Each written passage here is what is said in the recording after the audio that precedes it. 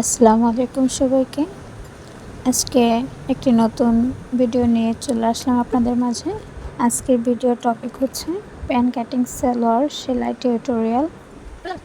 সম্পূর্ণ ভিডিওটি মনোযোগ সহকারে দেখার অনুরোধ রইল।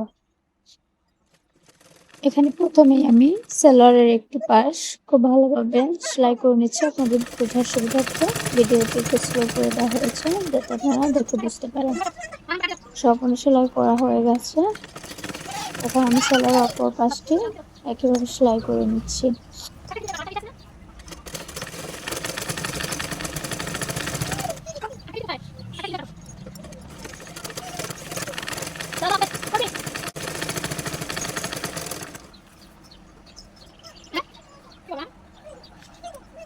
এখন সেলাইয়ের ভাও পাশে আমি একটি চাপ সেলাই দিয়ে নিচ্ছি। 2-3 সুতো ফাঁকা রেখে সেলাইটি দিতে হবে।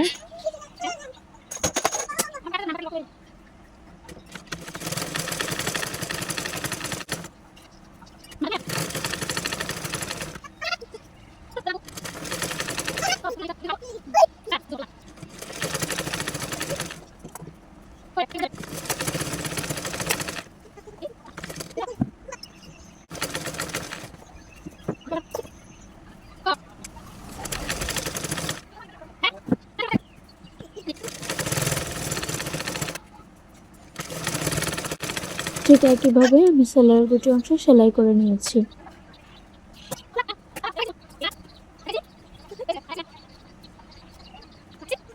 এই তো এখন আমি সেলাইয়ের হাইয়ের অংশটা সেলাই করে নিচ্ছি। ঠিক একই নিয়মে আমি সেলাইয়ের দুই পাশের হাইয়ের অংশটা সেলাই করে নেব।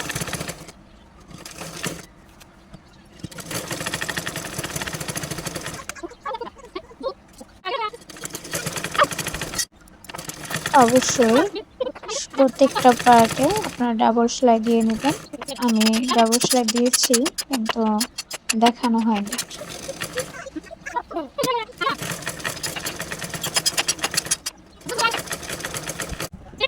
তো এখন আমি রাবার ঘরের জন্য 1/2 ইঞ্চিরও কম পরিমাণে কাপড় নিয়ে একটা চিকন সেলাই দিয়ে নিচ্ছি।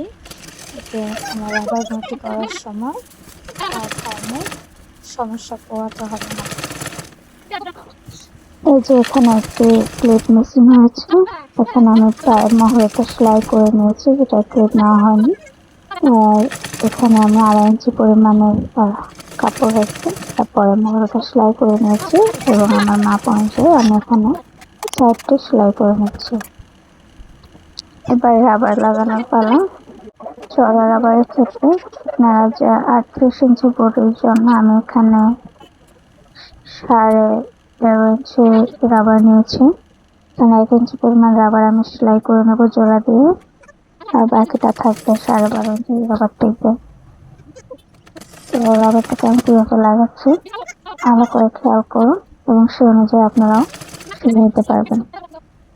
চ্যাপ্টা রাবারের ক্ষেত্রে অবশ্যই রাবারটাকে টেনে টেনে লাগাতে হবে, না হলে রাবারটা পরবর্তীতে কাপড়টা আটকে ছিঁড়ে যেতে পারে। যখন আপনি পরবেন যখন সেলাই রাবারটা টান দেবেন অবশ্যই ছিঁড়ে যেতে পারে রাবার সেলাইটা। সেজন্য কাপড় যাতে টেনে টেনে সেলাই করলে সুন্দরভাবে একটা ফিনিশিং চলে আসবে এবং আপনার রাবারটা কম বেশি করার সময় ছিঁড়ে যাওয়ার সম্ভাবনা থাকবে না সেলাই।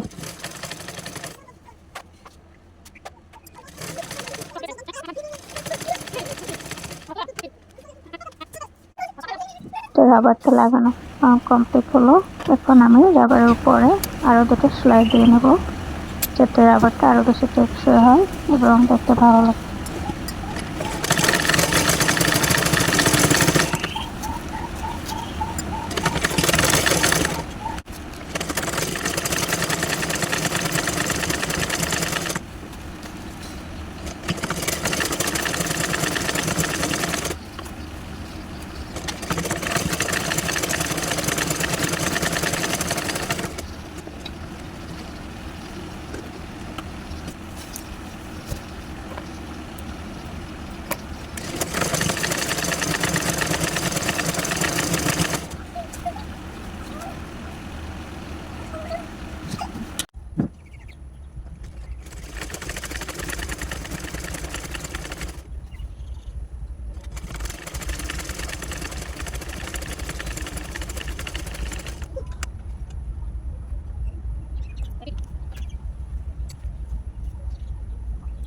এই তো তৈরি হয়ে গেল আমার পেন কাটিং সালোয়ারটি।